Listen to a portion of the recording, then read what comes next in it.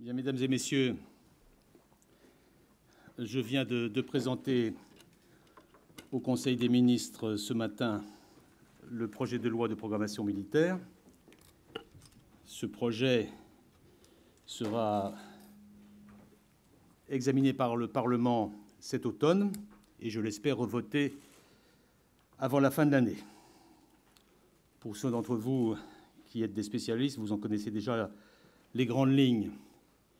Et vous avez un dossier de commentaires et d'explications qui vous a été fourni. Je pourrais d'abord dire que ce projet est l'aboutissement d'un travail intense et exceptionnel, un travail de plusieurs mois, un travail difficile, qui a réuni les états-majors, leurs chefs, qui sont ici présents pour une partie d'entre eux, le délégué général à l'armement, le secrétaire général à l'administration et l'ensemble des services du ministère dans une réflexion commune.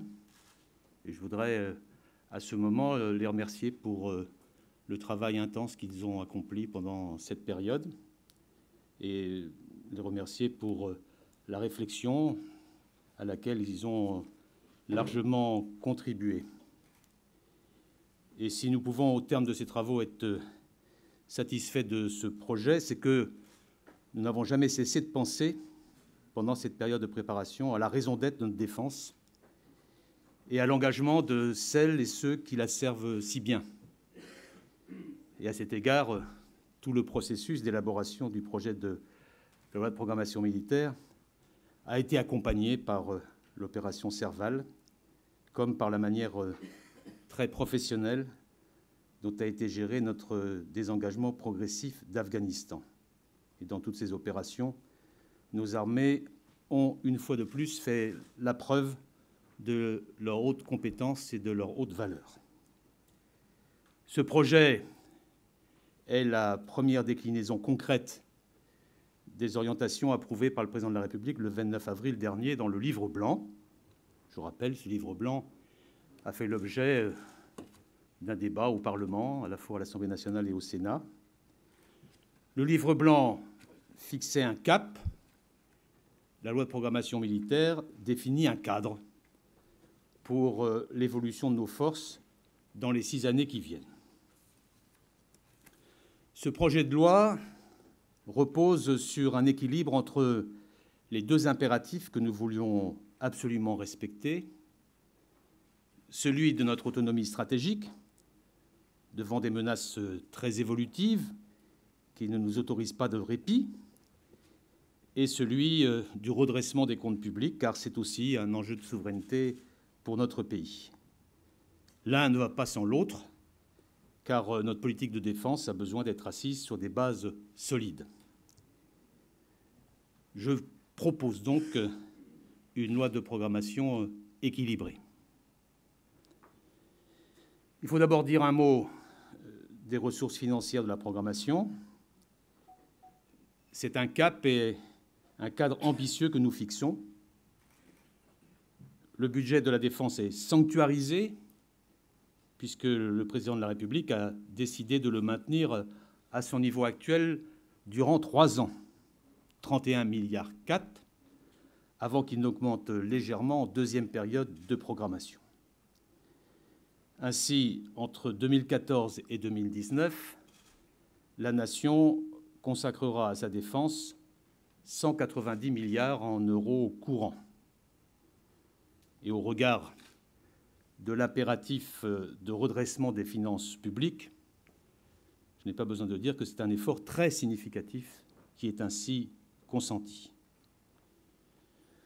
Je vous renvoie au rapport annexé pour le cadencement de ces ressources par annuité. Je précise que l'on y trouve pour la première fois de façon détaillée des ressources exceptionnelles, 6,1 milliards euros en euros courants, soit 5,9 milliards en euros constants, ces engagements ayant été décidés et engagés par le président de la République.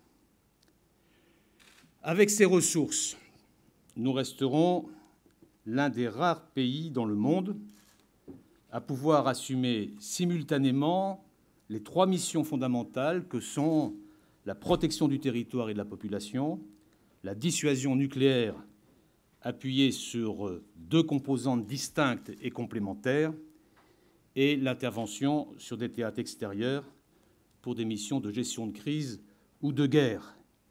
Nous faisons cela tout en nous appuyant sur une industrie parmi les premières du monde.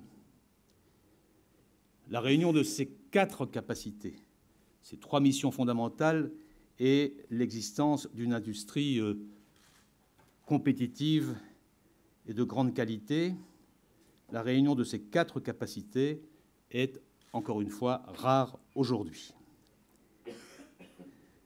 Les armées françaises disposeront de la capacité d'entrer en premier sur ces théâtres dans les trois milieux terrestres, navals et aériens et de prévoir, planifier et conduire de tels engagements.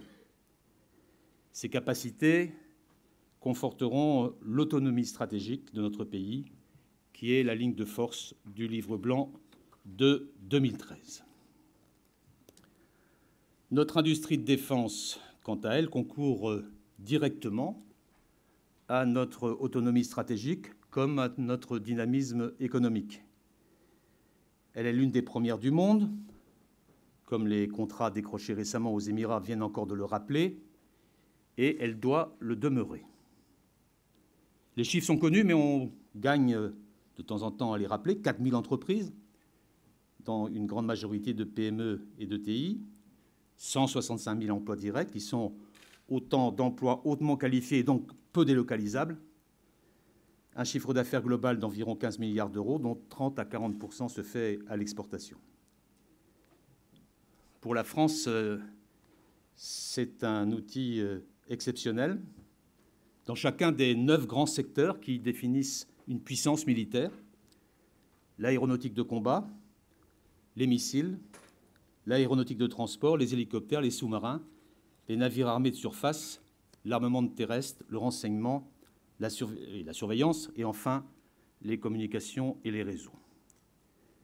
Cette industrie de défense est donc au cœur de la loi de programmation. Les crédits consacrés à l'investissement et à l'équipement au profit de nos forces, qui seront en moyenne de un peu plus de 17 milliards d'euros par an sur les 6 prochaines années, concernent chacun de ces 9 secteurs industriels majeurs. Ainsi, nous répondrons aux besoins de notre stratégie militaire tout en garantissant l'activité d'un secteur crucial pour notre économie. Le renouvellement de nos équipements, sujet fondamental, sera assuré conformément aux principes de la stratégie militaire exposée dans le Livre blanc. Nous allons remédier en particulier à certaines lacunes. Cela passera bien sûr par la mise en œuvre des principes de différenciation et de mutualisation énoncés par le Livre blanc. Et pour vous donner quelques exemples, les premiers MRTT et les avions Atlantique II rénovés conforteront la crédibilité de notre dissuasion tout en participant à de nombreux types d'opérations. Les premiers A400M, le premier est livré aujourd'hui même, et 42 NH90 terre et marine renforceront l'aéromobilité et la réactivité de nos forces d'intervention. Sur la période, ce sont 102 VBCI, 16 TIC, 5 FREM, un sous-marin nucléaire d'attaque, 26 Rafales et 250 missiles de croisière qui seront livrés. Je ne parle pas des commandes qui sont dans les dossiers que vous avez, afin de conserver notre aptitude à faire face à une menace du plus haut niveau. Dans le même temps, la rénovation des Mirage 2000, l'arrivée des premiers blindés de la gamme Scorpion et le début de la rénovation des frégates légères de type Lafayette renforceront nos capacités de gestion de crise et de protection de nos approches terrestres, aériennes et maritimes. L'effort sera fait aussi sur la préparation opérationnelle. Sans préparation et sans activité opérationnelle efficace et suffisante, nous ne saurions disposer de capacités militaires ni d'armées professionnelles crédibles. La valeur des hommes et des femmes de la défense, maintes fois exprimée ces derniers mois, en découle directement. Ce domaine sera donc financièrement privilégié et les crédits les concernant seront augmentés de plus de 4% par an en moyenne annuelle sur la période. Avec l'engagement des réformes dans le domaine du soutien, cela marquera une priorité à laquelle j'attache pour ma part grand prix. L'effort sera également fait sur la gestion des hommes et des femmes de la défense, militaires et civils. Nous devons continuer l'effort déjà entrepris par le ministère de la Défense pour contribuer au rétablissement des comptes publics. Nous aurons une déflation supplémentaire par rapport aux 54 000 engagés par la loi de programmation précédente, de 23 500 emplois supprimés entre 2014 et 2019. Je dis supplémentaire, là, parce qu'il m'a semblé, en lisant quelques articles, il y avait des confusions.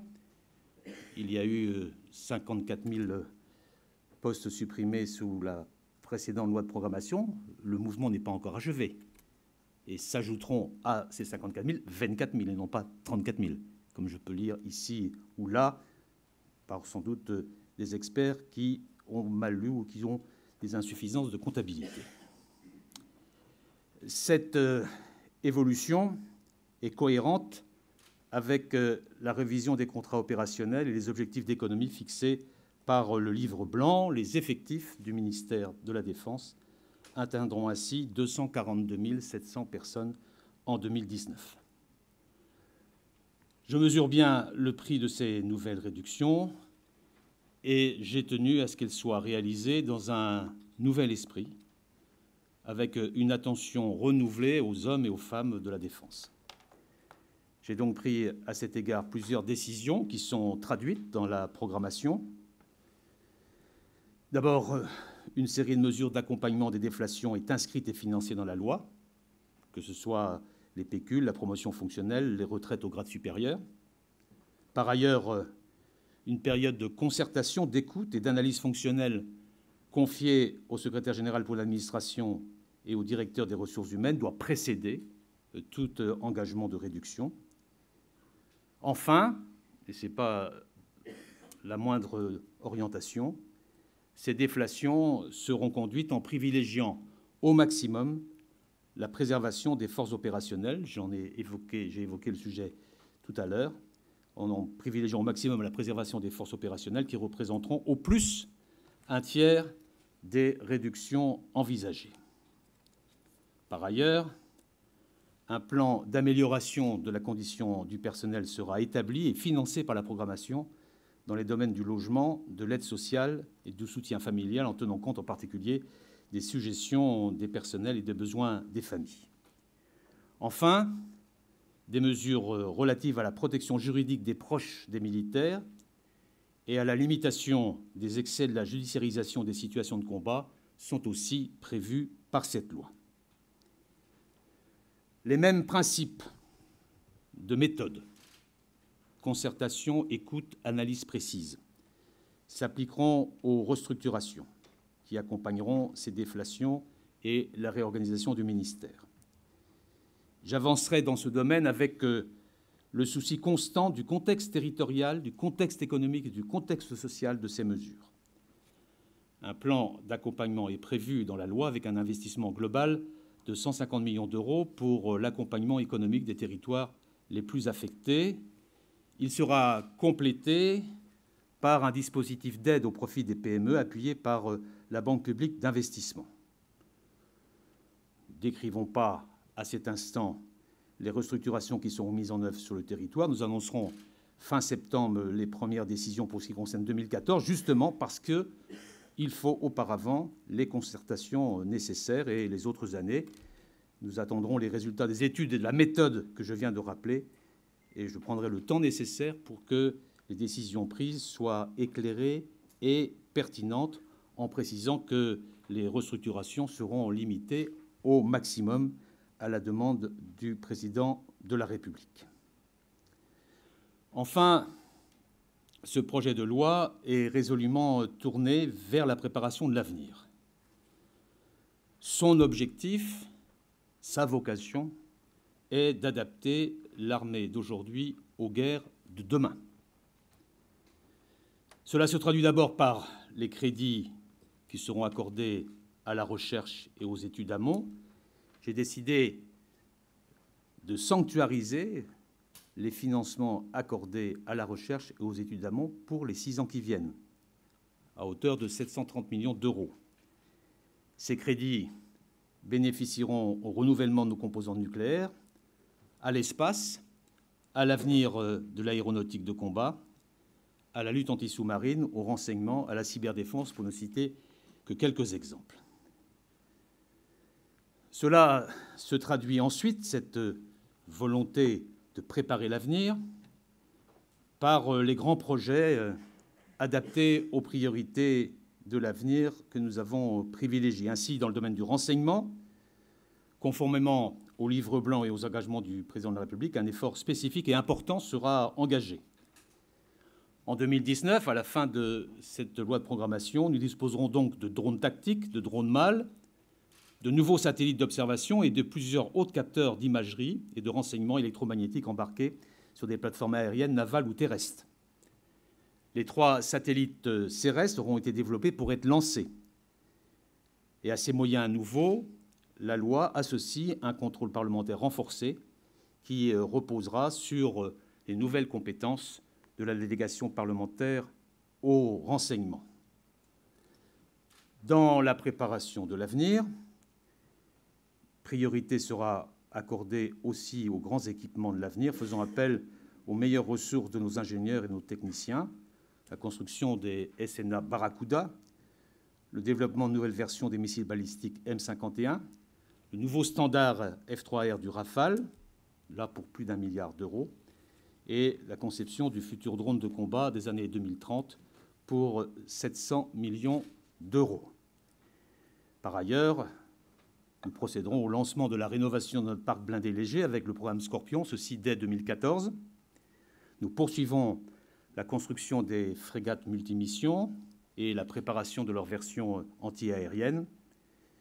L'aéronautique, l'espace, l'électronique, les missiles, les nouvelles technologies de la propulsion et du guidage ou encore de la lutte anti-sous-marine sont au centre des investissements prévus. Autre priorité, dont on a déjà un peu parlé, la cyberdéfense. Ce projet de loi prend en compte cette nouvelle donne stratégique. Il prévoit en effet, pour la première fois, tout à la fois une adaptation de notre droit, le renforcement des capacités militaires en la matière à travers le recrutement de plusieurs centaines de spécialistes et la mise en place d'une organisation et d'une chaîne opérationnelle centralisée. Et enfin, sur la cyberdéfense, un effort important en termes d'études amont et de développement. Priorité, enfin, à l'Europe de la défense. Aucun programme d'armement en coopération européenne n'est abandonné. Nous en lançons de nouveaux, le missile anti-navire léger et le système de drones anti-mines du futur, le SLAMF. Voilà, mesdames et messieurs, en quelques mots, la perspective tracée par cette programmation militaire. Cette perspective est la bonne parce qu'elle va nous permettre d'adapter l'armée d'aujourd'hui aux menaces de demain, dans un contexte qui rendait ce travail particulièrement difficile. Nous l'avons mené, je crois que nous pouvons en être satisfaits, et je défendrai ce projet au Parlement à la rentrée, dans l'intérêt de notre défense et dans l'intérêt de ceux qui servent avec beaucoup de dévouement, de courage et de professionnalisme nos armées. Je vous remercie.